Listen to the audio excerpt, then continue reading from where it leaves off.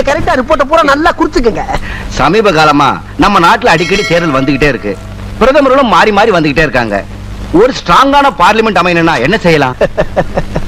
அதாவது சங்கர் சிமெண்ட் வாங்கி கட்டினா பார்லிமெண்ட் ரொம்ப ஸ்ட்ராங்கா இருக்கும். சங்கர் சிமெண்ட்ல கட்டினா சங்கர் திட்ட மாட்டாரா? யார் யாது கேக்குற கேள்வியை பார்த்தா ரிப்போர்ட்டர் மாதிரி தெரியல. யார் அது? யார் அது? என் மச்சான் தலைவா. ஆமா, அவன் எதுக்கு இங்க வந்தான்? மீட்டிங் பார்க்கணும்னா அதான் கூட்டு வந்தேன். ஏண்டா பீச்ல மீட்டிங் நடக்கிறப்ப ஒரு நாயை காணோம், இந்த மீட்டிங் ஆள் கூட்டி வந்திருக்கியா? அதான்டா பன்னி மேய்க்கிறவன பூரா பக்கத்துல வச்ச பத்தியா? என் புத்திய சப்பல்ஸ்ல அடிக்கிறான். அடுத்த கேள்வி. சென்ட்ரல் கவர்மெண்ட்டுக்கு தான் நிறைய அதிகாரம் இருக்கு. நம்ம தமிழ்நாட்டுக்கு அதிக அதிகாரம் கிடைக்கிறதுக்கு உங்க யோசனை என்ன சார்? Good question.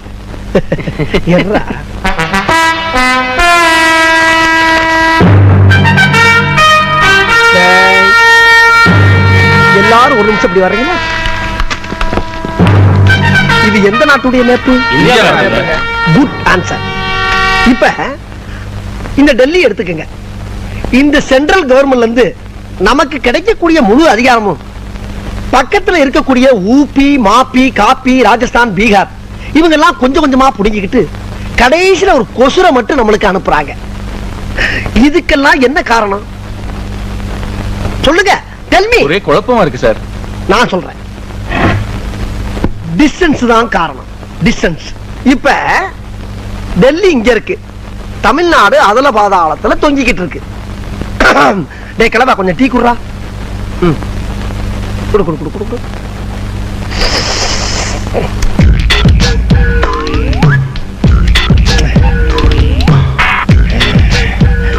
இதுக்கு நான் என்ன சொல்ல வரேன்னா, இங்க இருக்கக்கூடிய தமிழ்நாட ஹனுமார் சஞ்சீவமலை தூக்குன மாதிரி அப்படியே அலேக்கா ஷிஃப்ட் பண்ணி டெல்லிக்கு பக்கத்துல வச்சிட்டோம்னா அவன் கொடுக்கக்கூடிய முழு அதிகாரத்தையும் முதல்ல நம்ம வாங்கிக்கிட்டு மிச்ச மீதியை பூரா பக்கத்துல இருக்கணும் பூரா கொடுக்கலாம்.